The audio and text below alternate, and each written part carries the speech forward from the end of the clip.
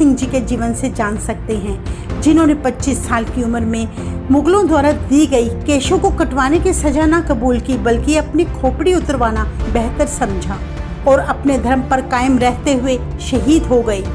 इसके साथ हम आपको यह भी बताएंगे कि जिस जकरिया खान ने भाई तारू सिंह का इतनी क्रूरता से कत्ल किया, अंत में उसका क्या हश्र हुआ। भाई तारू सिंह की शहीदी के एक एक पल को विस्तार से सुनने के लिए इस वीडियो को पूरा 20 में पिता जोत सिंह और माता धर्म कौर के घर में हुआ। पिता जोत सिंह गुरु गोबिंद सिंह जी की फौज में शामिल थे, जो मुकस्सर के युद्ध में शहीद हुए। कहते हैं पिता की शहादत के बाद उनका पालन पोषण उनकी माता ने ही किया।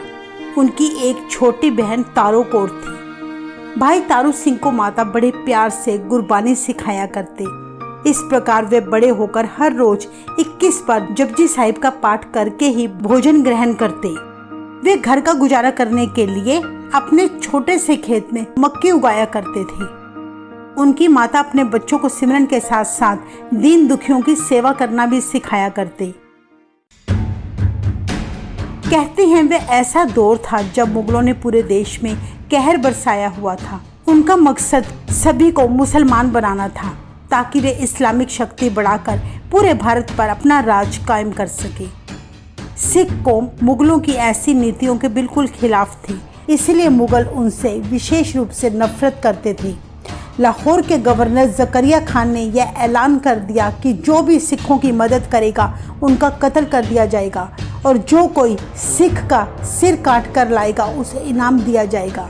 ऐसा फरमान सुनकर सिखों के लिए वहां रहना कठिन हो गया, इसलिए वे शहरों को छोड़कर जंगलों में रहने के लिए मजबूर हो गए, ताकि वे अपने बहन बेटियों की आबरू की रक्षा कर सके। जंगलों में रहकर मुगलों के खिलाफ वे रणनीति तैयार करने लगे।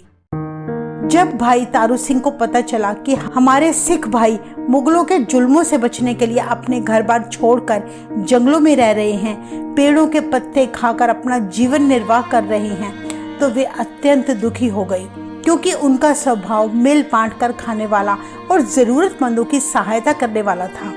इसीलिए वे रोज रात को उन सिखों के लिए अपनी बहन के साथ लंगर पहुंचाने लगे। वे दोनों बहन भाई अपनी जान हथेली पर रखकर सिखों के लिए कपड़े, कंबल और ज़रूरत की वस्तुएं देकर उनकी सेवा करके बहुत खुश होते। उनके गांव के हिंदू मुस्लिम सभी लोग भाई तारू सिंह को एक फरिश्ता मानते थे, इसलिए वे उनका बहुत सम्मान किया करते और हर प्रकार की उनकी सहायता भी करते। कहा जाता है कि मुगलों की मनमानियां तब दिन ब दिन बढ़ने लगी। वे अपने स्वार्थ के लिए किसी की भी बहू बेटियों को जबरन उठा कर ले जाया करते। उन्हीं दिनों एक रहीम बख्श नाम का मछुआरा था, जिसकी पुत्री सलमा को भी मुगल रातों रात उठा कर ले गए। रहीम बख्श ने दुखी होकर हर जगह फरियाद की, अपनी बेटी की बहुत तलाश की, पर किसी ने भी उसकी मदद न की। एक दिन उसकी मुलाकात भाई तारू सिंह से हुई। रहीम से जब सारी बात भाई तारू सिंह को पता चली, तो उन्होंने रहीम को विश्वास दिलाया कि आप फिक्र ना करें, जल्दी ही आपकी बेटी आपके घर सही सलामत पहुंच जाएगी। कहा जाता है जब भी किसी को कोई मुश्किल होती तो वे भाई तारू सिंह के पास आया करते, क्योंकि भाई तारू सिंह बहुत ही निडर सिख थे। वे दीन दुखियों की सेवा के लिए हर पल तैयार रहते। तब उन्होंने अपने सिखों की मदद से मुगलों के चंगुल से बड़ी बहादुरी के साथ रहीम की बेटी को मुक्त करवा दिया। साथ ही ढेरों मुगलों को तब उन्होंने मौत के घाट उतार दिया। ये खबर जब जकरिया खान के कानों में पहुंची तो वह आग बबूला हो उठा। इतिहास में दर्ज है कि भाई तारू सिंह के गांव में एक हर भगत निरंजनिया नाम का व्यक्ति रहता था, जो भाई तारू सिंह का बड़ा विरोधी था। वह जकरिया खान का चमचा था। उससे जकरिया खान के पास जाकर चुगली कर दी कि आपके हुक्म की पालना नहीं हो रही। अभी भी एक ऐसा सिख है जो रात के अंधेरे में छुप छुप कर सिखों को भोजन पहुंचाता है और उनकी हर तरह से मदद भी करता है। जकरिया खान ने निरंजनिया से बड़ी हैरानी से पूछा कि सिख अपना गुजारा अब कैसे करते हैं? मैंने तो उन्हें सभी व्यवसायों से वंचित किया हुआ है। वे खेती भी नहीं कर सकते, ना कोई व्यापार, ना कोई रोजगार करने की उन्हें इजाज़त है। वे भूख से मरते क्यों नहीं? तब निरंजनिया बोला, इस दुनिया में केवल अकेली सिख कौम ही ऐसी है जो तब तक नहीं खाती जब तक वे दूसरों को ना खिला दे। उसने जकरिया को भड़काते हुए कहा कि तारू सिंह आपको खत्म करने की योजना बना रहा है और रहीम की बेटी को रिहा करने वाला और ढेरों मुगल फौजी मारने वाला भी वही तारू सिंह है। इन बातों को सुनकर जकरिया खां तब आग बबूला हो गया। तारू सिंह को फौरन गिरफ्तार करने का फरमान जारी कर दिया। कहते हैं कि कुछ समय बाद सिपाही तारू सिंह के घर जा पहुंचे। उन्हें देखकर सारा गांव इकट्ठा हो गया।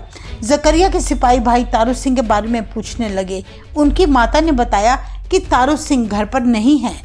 माता ने उन्हें बड़े प्यार से लंगर पानी छकने के लिए कहा, पर सिपाहियों ने कहा, माता हम यहाँ तेरे बच्चों को गिरफ्तार करने आए हैं क्योंकि ये दोनों बागी सिखों को भोजन खिलाया करते हैं। इतने समय में भाई तारू सिंह भी घर आ पहुँचे। मुगलों ने दोनों बहन भाइयों को तब गिरफ्तार कर लिया, पर गांव वाले ये देखकर भड़क गए। उनकी गिरफ्तारी का जोरदार विरोध करने लगे क्योंकि वे तारू सिंह को रूहानियत का फरिश्ता मानते थे। पर तारू सिंह ने गांव वालों को समझाया कि हमें रब की रज़ा में रहना चाहिए। किसी किस्म की विघन डालने से मैं झूठा कहलाऊंगा जबकि मैं सत्य के रास्ते पर चल रहा हूँ। गांव वाले चुप हो गए, पर उन्होंने सिपाहियों से कहा कि तारो कौर सारे गांव की बेटी है, तुम इसे नहीं ले जा सकते। कहते हैं तब वो गिने चुने सिपाही उन ढेरों लोगों के बीच तारो कौर को ले जाने की हिम्मत ना कर सके। कहते हैं उन्होंने तारो कौर को तब छोड़ दिया। जब तारू सिंह को पुलिस ले जाने लगी तो माता ने बड़े प्यार से अपने पुत्र के सिर पर हाथ फेरते हुए कहा, मेरे बच्चे, मैंने तेरे केशों को मक्खन लगाकर संवारा है। तू शहीद हो जाना, पर सिक्के पर दाग ना लगने देना। भाई तारू सिंह की माता अपने पति की शहादत देखने के बाद भी घबराए नहीं,